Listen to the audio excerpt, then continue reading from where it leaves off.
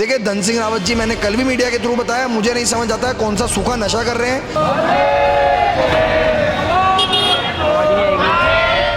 और एक एक छात्र को कोई भी हानि होती है तो उसके संपूर्ण जिम्मेदार प्रदेश की सरकार और धन सिंह रावत जी आप स्वयं होंगे।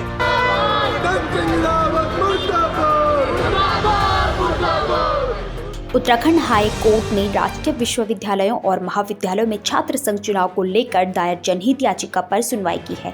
मामले की सुनवाई करते हुए कार्यवाहक मुख्य न्यायाधीश मनोज कुमार तिवारी और न्यायमूर्ति विवेक भारती शर्मा की खंडपीठ ने राज्य सरकार के शासनादेश के आधार पर जनहित याचिका को निस्तारित कर दिया है।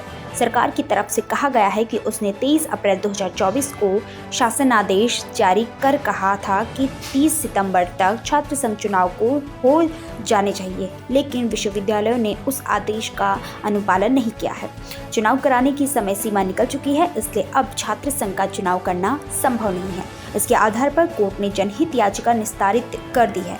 वहीं न्यायालय के इस फैसले के बाद छात्र नेताओं में रोष है, जिसके बाद अब राज्य के सभी महाविद्यालयों में छात्र नेताओं ने तालाबंदी कर प्रदर्शन किया और छात्र संघ के चुनाव कराने की मांग की है। देखिए, जैसा कि आपने देखा होगा, कल हाईकोर्ट के द्वारा एक बहुत ही निराशाजनक उनके द्वारा फैसला सुनाया गया और जिसमें कि छात्र नेताओं के जो हनन की बात है वो हो रही है और उनके द्वारा जो डिसीजन है वो बहुत ही बुरा डिसीजन है। मैं आपको थोड़ा सा इस विषय में डिटेल में बताऊंगा।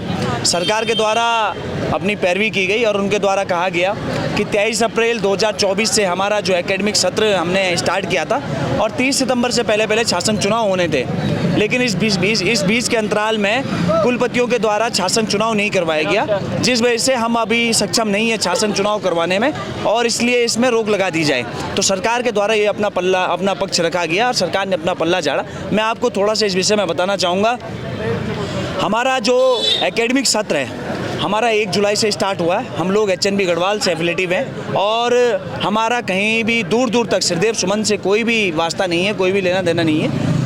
अगर मैं श्रीदेव सुमन की भी बात करूं तो लिंग 2 जो कहती है, लिंग 2 जो एक कमेटी है जो माननीय सुप्रीम कोर्ट के द्वारा बनाई गई है, वो ये कहती है कि जब अंतिम छात्र का भी एडमिशन हो जाए उसके बाद शासन चुनाव होते हैं। तो आप देखिए कि कल और आज 2 दिन 24 और 25 अक्टूबर को माननीय धन सिंह रावत जी के द्वारा समर्थ पोर्टल ओपन किया गया और एडमिशन के लिए रजिस्ट्रेशन करवाए गए।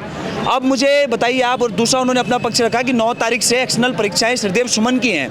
अब जो 25 तारीख को अपना रजिस्ट्रेशन करवाएगा, 3-4 दिन मेरिट बनने में समय लगेगा। 1 तारीख को जिस बच्चे का नाम मेरिट लिस्ट में आएगा और 2 तारीख को अपना दाखिला दर्ज करेगा, 7 दिन में वो बच्चा क्या पढ़ेगा और क्या परीक्षाएं देगा।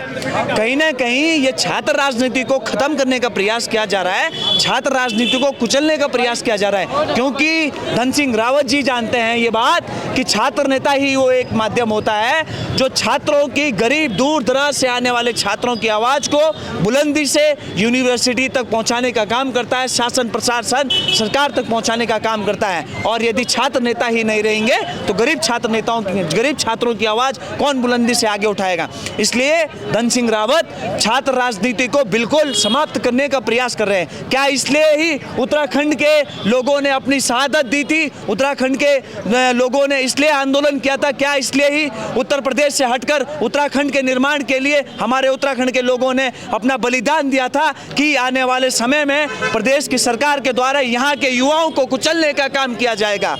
मैं साफ साफ धन सिंह रावत जी आपको दिशा निर्देशित, और ये हमारे तमाम छात्र संघर्ष समिति का ये निर्णय है, आप इसे जिस भी भाषा में समझिए, हम आपको उस भाषा में समझाने जा रहे हैं कि जब तक आप इस निर्णय में पुनर्विचार नहीं करते हैं तब तक ये आंदोलन दिन प्रतिदिन उग्र के रूप में बदलता जाएगा और एक एक छात्र को कोई भी हानि होती है तो उसके संपूर्ण जिम्मेदार प्रदेश की सरकार और धन सिंह रावत जी आप स्वयं होंगे। देखिए, कोर्ट तो कहते हैं ना किसी कंधे रख के बंदूक चलाना, तो माननीय धन सिंह रावत जी ने जो PIL डलवाई है वो किसी के थ्रू डलवाई है। इसमें हम कोर्ट को कुछ गलत नहीं बोलेंगे। और सबसे बड़ी बात है, जो कोर्ट का फैसला है वो केवल और केवल श्रीदेव सुमन महाविद्यालयों के लिए आया है। और धन सिंह रावत जी ने जो पिटीशन डलवाई है वो 2 मुद्दों पर पिटीशन डलवा रखी है। एक तरफ आप कह रहे हैं कि 9 नवंबर से हमारे यहाँ पेपर शुरू होने हैं, इसलिए उस बीच छात्र संघ चुनाव को औचित्य नहीं है। मैं उन धन सिंह रावत जी से पूछना चाहूँगा, 9 नवंबर को आप पेपर शुरू करा रहे हैं और दूसरी तरफ परसों पेपर में आपका अखबार में बयान आता है कि 24 और 25 अक्टूबर को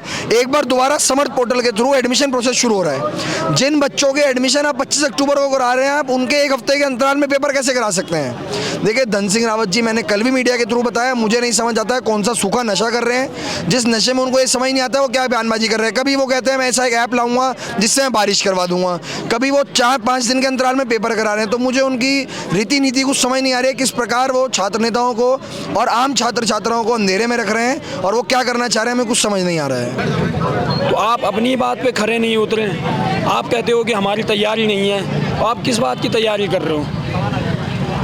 बड़े बड़े चुनाव में भी आप यही बात कर देते हो कि हमारी तैयारी नहीं, उन्हें भी स्थगित कर देते हो।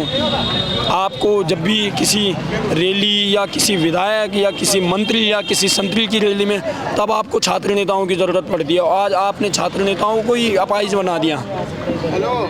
ये छात्र संघ चुनाव होना एक बहुत बड़ी दुर्भाग्यपूर्ण स्थिति है। और साथ ही हमारे जो भाई हैं जो 6-6 साल से 5-5 साल से तैयारी कर रहे हैं, जैसे कि हमारे साथी मुकेश बसेड़ा जी हैं, जिनका यह अंतिम वर्ष है और लगातार 6 वर्षों से यहाँ संघर्ष कर रहे हैं, तो क्या परिणाम मिला इन्हें? आज ये कि ये रोएं एक कमरे में बैठ के कि हमने 6 साल से बस मुंह देखे। चाहे कॉलेज प्रशासन से लड़ने की बात हो या कानून प्रशासन से लड़ने की बात हो या किसी से लड़ने की बात हो, छात्र हितों के लिए हम सारे छात्र नेता आगे रहते हैं।